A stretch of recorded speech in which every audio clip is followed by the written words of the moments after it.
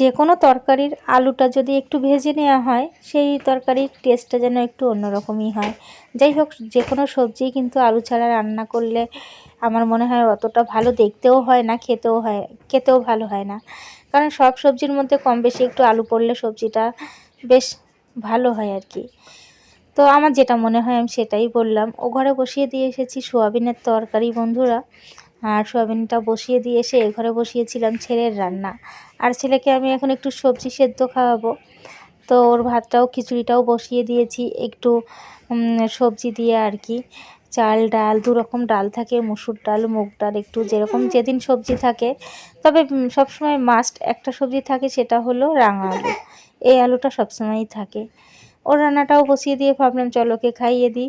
দুঘর মিলে রান্নাঘর মানে রান্না হচ্ছে আর কি। এ ঘরে ছেলের খিচুড়ি হচ্ছে, রান্নাঘরে আমাদের জন্য তরকারি বসিয়ে এসেছি। এখন তো ভিডিও করার আর সময়ই হয় না, অনেক দিন পরে একটা ব্লগ শুরু করলাম। সবাই কেমন আছো? আশা করছি যে যেখানে আছো খুব ভালো আছো, সুস্থ আছো। আমরাও ভালোই আছি। তো ভিডিও করা তো যারা ভিডিও করে জানে আর কি, অতটাও সহজ নয়। খুবই তাড়াহুড়োর মধ্যে আজকাল কাজকর্ম এতটা তাড়াহুড়োই হয় যে আমি ভিডিওই করতে পারছি না। কারণ ভিডিও করতে গেলে না সেই ক্যামেরা সেট করো, আবার তার পেছনে সময় দাও, সেই সময়টাই যেন এখন আর হয়ে উঠছে না।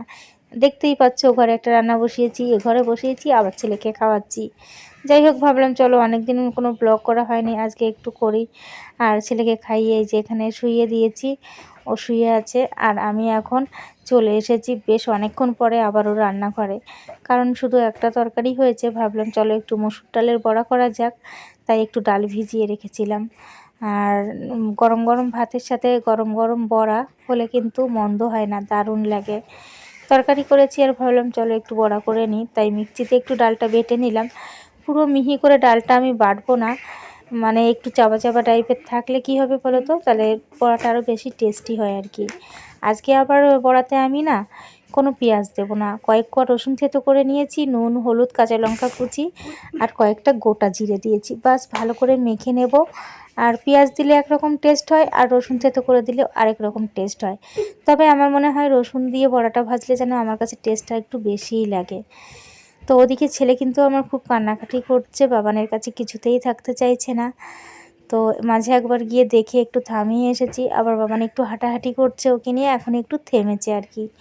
ভাবলাম কয়েকটা মাত্র বাসন আছে, এগুলো আর ফেলে রাখবো না, ফেলে রাখলে তো সেই বিকেলেই বসে মাজতে হবে আমাকেই। আর বিকেলের দিকে না মশাটা একটু বেশি হয়, এখানে বসে কোনো কাজই করা যায় না। যাই হোক, ওই জন্য বসে পড়লাম বাসনগুলো মাজার জন্য। বাসনগুলো মেজে উপর করে দিয়ে ও ঘরে যাব আর কি। তারপর ছেলেকে একটু ঠান্ডা করে ওকে একটু খাইয়ে দিয়ে তারপরে নিজেরা খাওয়া দাওয়া করবো।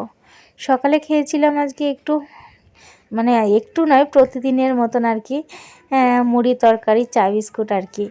আগের দিনের একটু তরকারি থাকলে বা আলু সেদ্ধ থাকলে সেটা দিয়ে মুড়ি মেখে নিয়ে সাথে 4-5টা বিস্কুট 1 কাপ চা, ব্যাস সকালের টিফিনটা যেন বেশ আমার ভালোই জমে।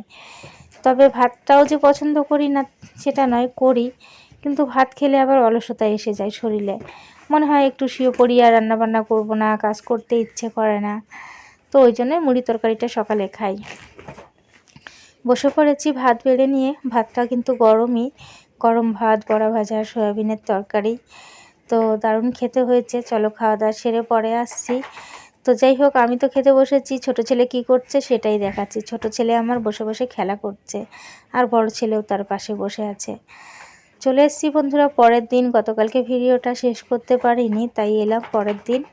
আর আজ হচ্ছে বন্ধুরা শুক্রবার, গতকাল বৃহস্পতিবার ছিল আর কি। এখানে আমি মাছের তেল ভাজা করছি, তো একটু রসুন থেতো করে দিয়েছিলাম, পেঁয়াজ কুচি আর কাঁচা লঙ্কা কুচি, নুন হলুদ আর কি সমস্ত কিছু দিয়ে মাছের তেলটা ভাজা হচ্ছে।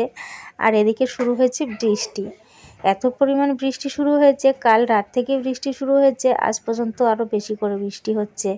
আর সেই বৃষ্টির মধ্যে এঘর ওঘর ভিজে গিয়ে আমি মানে এঘর ওঘর করে রান্নাবান্না করছি, কাজকর্ম করছি। আর এই বৃষ্টির দিনগুলোতে না এভাবেই কাটে আমাদের, জানো তো।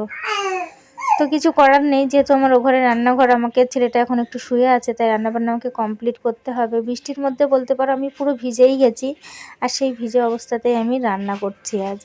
এখানে করছি হাঁসের ডিমের কারি, গোটা গোটা পটল দিয়ে আদা রসুন পেঁয়াজ লঙ্কা সমস্ত কিছু মশলা একসঙ্গে বেটে নিয়েছিলাম, গোটা জিরে থেকে শুরু করে। তারপরে তেল পটলটা আর কি করলাম। তেল পটল বলতে ডিম দিয়ে, পটল দিয়ে ডিমের কষা করলাম। আজকে রান্না হয়েছে ঢ্যাঁড়স আলু দিয়ে পেঁয়াজ দিয়ে ভাজা, মাছের তেল আর হাঁসের ডিমের গোটা পটল দিয়ে কারি। বন্ধুরা এই পর্যন্ত রাখছি।